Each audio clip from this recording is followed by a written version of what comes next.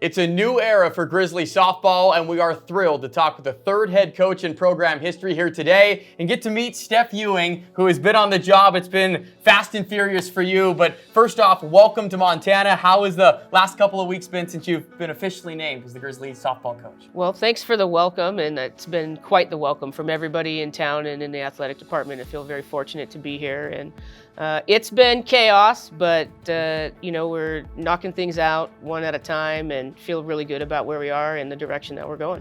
Talk to me about just the process from when you applied for the job and as it started progressing, and then you had your campus visit, and then there were signs all over the place that it was meant to be, that Stef Ewing was going to be the head softball coach at Montana. So just take us through maybe the process or what stands out from you now that you get a little bit of time to reflect on it and being here in Missoula now. I think the first thing that stood out to me was the facilities and being able to look at the record of the team over the past couple of years and know that they needed a new source of energy.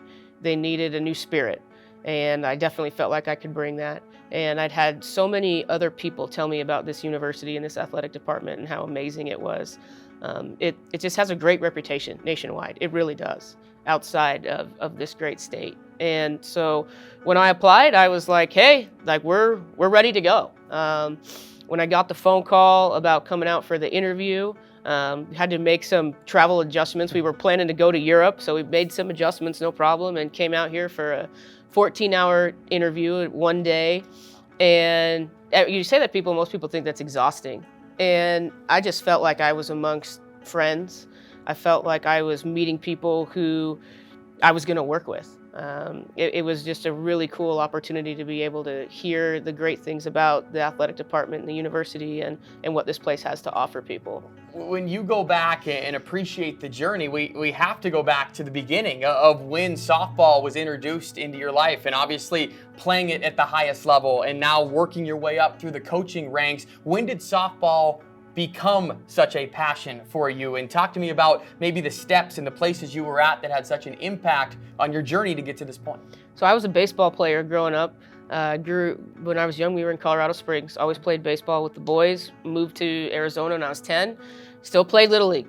And then my dad told me I had to start playing softball. In fact, we were in the car. I thought we were going to a baseball practice, and we showed up at a softball field, and I was like, what is this? And that was my start in Arizona, was with the Arizona Hotshots. I think I was 10 playing on a 12 and under team, and I had a lot to learn really quickly. And as I just continued to play, I loved the speed of the game. And growing up, met some of the most amazing people I've ever met in my life through softball. Got the opportunity to play for Kirk Walker at Oregon State.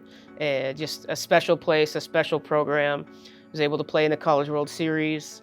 And those experiences, just for me and what softball did for me as a person, it helped me grow up, helped me become the person that I am. And I just have always wanted to be able to give back and be a coach, and just gravitated to this sport and to young women. And I just want to help the world be better, and I want to win softball games while we do it. And if that means that I can mentor young women to be confident and to just go out there and do the things that they want to do and win softball games while we do it and get them a college education, and I'm going to get paid for that? Are you kidding me? Let's do it. I'm all in. Well, it's amazing. And everywhere you've had, there's been success. New Mexico State, and then obviously what you did at San Marcos, the Division II level, and then now being a Division I head coach. And again, for the journey to be appreciated, I know that when you got that call, that you had to make sure to let your dad know right away. And that had to be just a huge career moment for someone that played in the College World Series. You reached the highest level there. And now the grind, I can feel it just being around you in the short time we've had together, that the grind for you to get to this point, that you still want to accomplish more and be at the highest level. So what did being a Division I or being named a Division I softball head coach mean to you throughout your entire journey? Well, I think it goes back to when I played catch with my dad. If I made a bad throw, he'd make me go chase it. If I didn't hit him in the chest, he wouldn't even try to catch it. It was just go get the ball. And, just being that detail orientated and that specific on things, I think, is what helped me have the drive that I need to be, successful in the professional world. And we'd always talked, when I was at San Marcos, he couldn't, he was so proud of how well the team did. I don't want to say he couldn't believe it, but he was just like, wow, your team's really good. And you've got a shot to do this. And, I told him I was applying for this job. And I told him, I said, Dad, I'm going to get the job. I am. And he was like, well, we'll see what's going to happen. And he tried to stay grounded, and I tried to stay grounded. So when I got to call him and tell him I'm a D1 head coach, that's a really cool moment. It really is in our family. You think about it all the time growing up, and boom. And you're Dad, I'm the head coach of the University of Montana. And he was emotional. I'm still emotional about it because I feel so thankful and lucky to be here. And he's a proud dad. Yeah, well, thanks for sharing that with us, because it really is cool. And for you now to be here, all of those feelings, you can wrap them up, but now it's time to go to work. And you're someone that has the list. You know all the things that need to be accomplished, but just maybe in the short term for Griz fans that want to get rejuvenated with this softball program again, what are some of the first steps for you to get the Griz softball back on track to where the expectation should be? Well, first of all, it's a restart for everybody, for every girl on the team, and honestly for any of the fans. It's a restart, and let's jump 2 feet in. We're going to be relentless. These Griz are not going to hibernate. We're going to go after it. We're going to play fundamental softball. We're going to move runners. We're going to manufacture runs. We're going to throw strikes. We're going to eliminate walks. We're going to eliminate free bases. We're just going to do the little things correct, and we're really going to stick to the process. And I'm really excited to just get practice started. Like, can school start and can we get going already? That's my joy, right? Is being out on this field right here. And the biggest thing is player development. We got to develop the players that we have. We got to recruit really hard and be able to get this thing going in the direction that we want. And honestly, I was brought here to put Griz softball back on the map and to win Big Sky championships. And we're going to say that, and that's going to be our goal. And I know that that's a big difference from where this team was last year, but that's going to be our expectation, is that we're going to be in every game. We're going to compete in every game. We're never going to be down to a jersey of who we're playing against somebody else. We're going to come in prepared, and we're going to go after it. I love that. And you look out here and see at the scoreboard the 2017 Big Sky champions. That's something you can look at every day and try and accomplish that goal. And I know it was very important for you as well, returning roster, and just to make sure you had communication and relationship established, that you made sure to call each player on the current roster. Just take me through a little bit through that process, what those conversations were like of what is on the horizon for the players as you guys all go to the grind together. I just asked him, I said, this program, you've been here, especially for the seniors. I said, what does it need? What do you need? What do you need to be successful? What are you looking for? And, things that I got were just, continuity and, energy at practice and being on the same page, and I just told him, I said, you're going to have all of that. And told him, I said, your feet are going to feel like they're on fire. They are. We're all going to feel like our feet are on fire, but it's going to be in a good way. We're going to be organized. And we just got to be able to come out here and know that for the amount of time that we're out here each day, it's going to be from the first second until the last second that we step off the field, that we are getting better and we are going to work. We're going to have purpose. There aren't going to be many we're just going to take BP today. It's going to be very much so that we are working on specific things to try to get better. And I want them to be able to see their improvements and us to be able to track their improvements.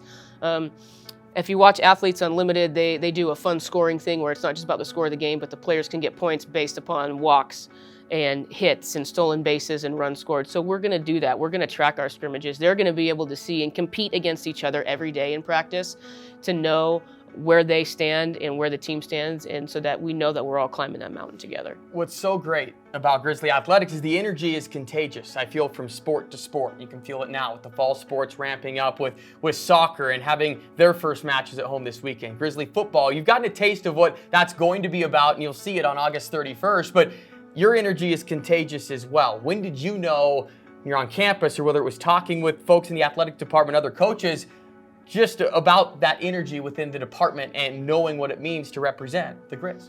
Well, in our first head coaches meeting, Kent gave me an opportunity to just say something, and I just told everybody, I'm like, man, I'm so excited to be here and be a part of this, and I'm just going to try to make this program be like all yours and be great and be champions. And and he told everyone, he's like, well, you can't really not notice the energy around Stef and the energy that she brings. And hey, I'm as excited as everybody to see these fall sports get going and show up to my first soccer game and show up to my first volleyball game and football game. We already got our blackout T-shirts, so we're all in for the athletic department and for the success of all these teams. And I've got just a bunch of great coaches around me to be able to lean on and ask them, what makes your program successful? How did you make it work? To be able to learn from them, because we're just trying to be like everybody else. I mean, we really are. We're just trying to be another successful athletic program in Montana. Well, I'm fired up for February, and I think Griz fans that have watched this so far are going to be excited to watch your team take the field. But we have to get to know Stef Ewing a little bit as well. So if you had to give a scouting report on yourself when you were playing at Oregon State, what would it be? What kind of player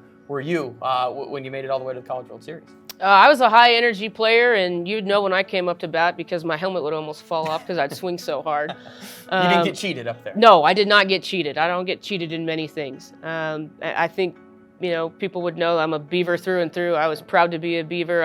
I still go, I was out recruiting, and I saw some former Oregon State supporters who were coaching a team in the Northwest, and they were like, go Beavs. And I looked at them and I said, go Griz. And, they kind of laughed, and, it's just, you just kind of wear that and feel it. And I loved my teammates. I was a great teammate, and I was a team captain at Oregon State, and just really proud to be there. And I think that's just who I am. Wherever I am, I'm all in. I don't test the water. I go all in, and this is who I am. How can I help? And how can I make it better? That's what I want to do. I'm here to make things better and be that burst of positive energy and be the one. Well, Grizzly softball certainly is in good hands. You have to tell us also, what do you like doing outside of softball? I know you'll be grinding and doing a lot of things on the diamond here coming up, but outside of softball, what do you like doing? I know family time's important and being able to enjoy the work-life balance. Sure. Well, I'm going to go check out my first Paddleheads game. There we go. We're doing that's on the docket. We're big baseball fans, huge Denver Bronco fans. So love sports, love to travel. Definitely. And, we've got a dog Coors. So, being able to be at home. Usually the girls on the team kind of tell me the TV shows that I need to watch so I can stay up to par with, when they're talking about, All-American or the shows that they watch and stuff like that.